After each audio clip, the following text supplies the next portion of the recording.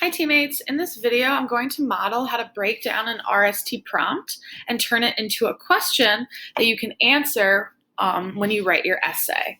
So this is just an example. You won't actually be writing about this. Your essay prompt that you'll break down in the exit ticket and the independent practice will be about slavery. So this is my example. So let me read it out loud first. Sample RST prompt. You have read 3 texts about the English colonies in America.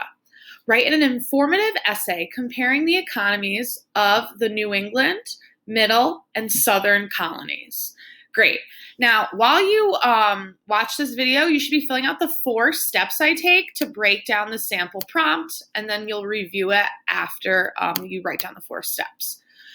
So the first step is to circle the power verbs. So verbs are the action words that tell us what we will be doing.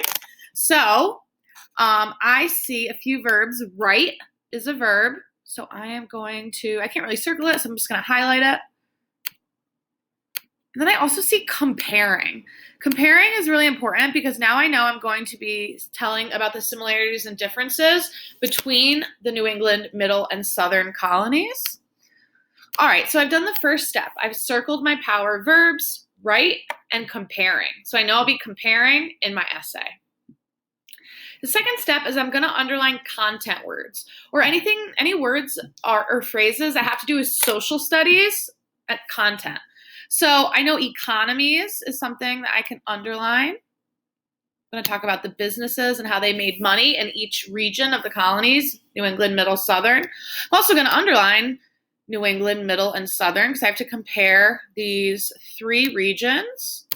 And I'll also just underline English colonies. That is the topic that I am writing about. So I know now in my essay I'm going to be comparing the economies or how they made money in New England, in the Middle colonies, and in the Southern colonies. Third step, I'm going to box, you can just highlight a different color, any unknown words. There's no real unknown words in here for me. Maybe informative I could do. Informative would be I'm telling about the 3 economies. I'm not trying to persuade. I'm just talking about the similarities and differences between the economies of those 3 regions. So I could box that if I didn't know what it meant. And then I would Google or look up in the dictionary what that word means. So if you have any words that you don't understand in the prompt, I know the prompt that you will be writing about has the words injustice and resistance. So make sure you review those definitions or box any other words that you are unsure what they mean and look up the meaning. Because you can't truly write the best essay if you don't understand all the words in the prompt and what it's asking you to do. All right, my 4th and final step is going to be to rewrite this as a question. So you can also add this to your model box. All right, so how would I turn this into a question? Well, I know that I'm going to be comparing the 3 regions, their economies of New England, Middle, and Southern. So I'm just going to turn that into a question. Instead of saying comparing, I'm going to say, what are the similarities and differences of the economies of the New England, Middle, and Southern colonies? So what are the similarities and differences between the economies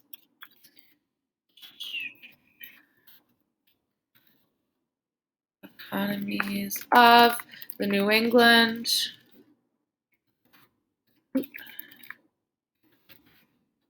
Middle, and Southern colonies? So now I turn the prompt into a question. It's much easier to go back to this question when you start writing your essay than rereading the prompt. Now you can break it down into something you can easily answer in your essay. So that's the 4th and final step. Rewrite the prompt into a question. I'm just going to highlight it green here.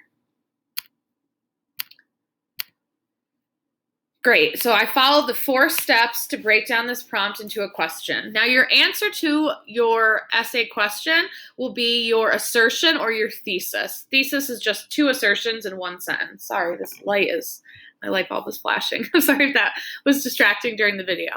All right, so I've done the 4 steps for you. Make sure you rewatch the video and write down the 4 steps if you missed any. When you scroll down to independent practice and exit ticket, you are going to read the background. So the background is just like context.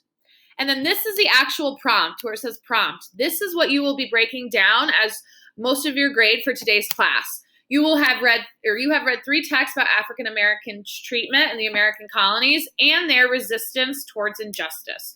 Write an informative essay explaining how colonial whites treated slaves and how slaves responded. So you're going to break down, follow those 4 steps, and turn this into a question that you can easily answer. How did blank, whatever.